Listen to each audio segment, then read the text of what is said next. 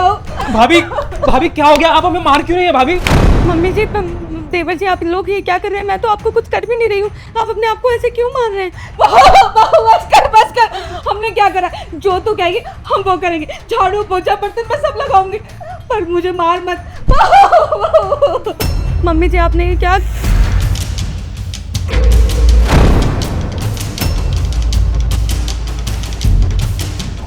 क्या हुआ तुम दोनों को?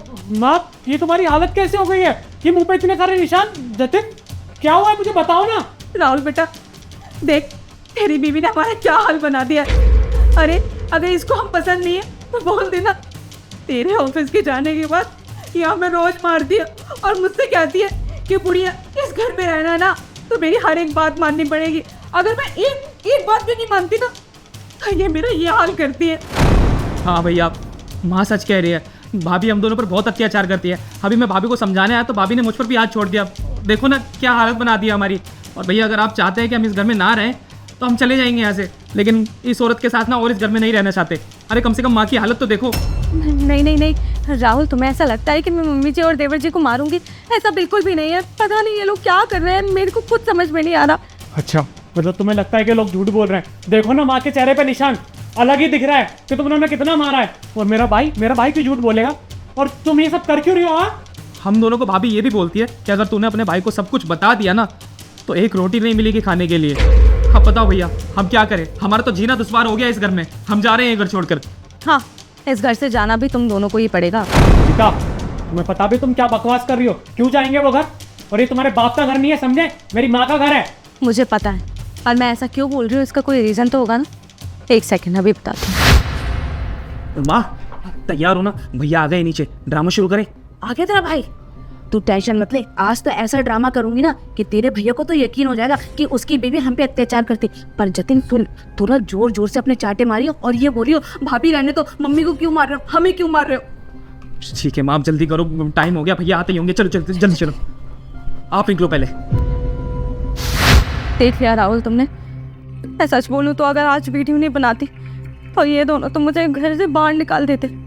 अच्छी बात है मैंने वीडियो बना ली और तुम्हें सच पता चल गया।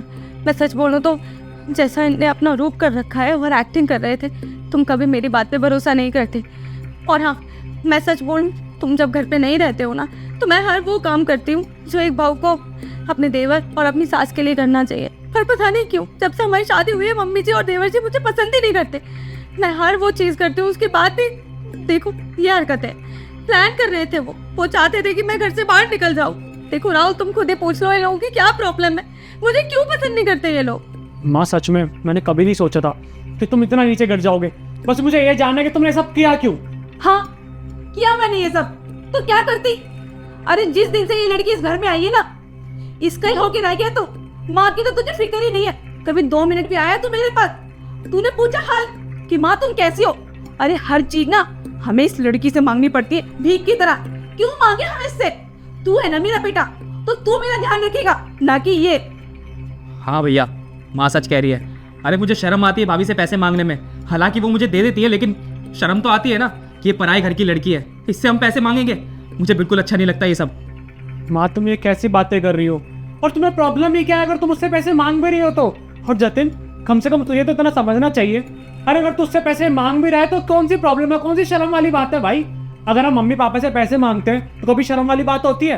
हमें इसलिए शर्म नहीं आती उनसे पैसे मांगते हुए क्योंकि हम उन्हें अपना दिल से रिश्ता मानते हैं। लेकिन घर में एक आई हुई लड़की को हमेशा पराया समझते हैं। हमें लगता है कि अगर हम उससे कुछ बोलेंगे, कुछ भी मांगेंगे तो हमारी इज्जत कम हो जाएगी। अरे उसे कम से कम दिल से अपना मानो तो सब कुछ ठीक लगने लगेगा। और माँ एक बात बताओ, तुम मुझे क्यों करी तुमने मेरी शादी? हाँ, अरे शादी के बाद तो सब बिजी हो जाते हैं ना। मैं पूरे दिन ऑफिस में रहता हूँ, शाम को आता हूँ, वो लड़की पूरा ध्यान रखती है, इस घर को चलाती है, मेरा ध्यान रखती है, तो मैं उसी को तो साथ दूंगा ना। वो पराए घर से आई हुई लड़की है, क्या उसका कोई और साथ देगा?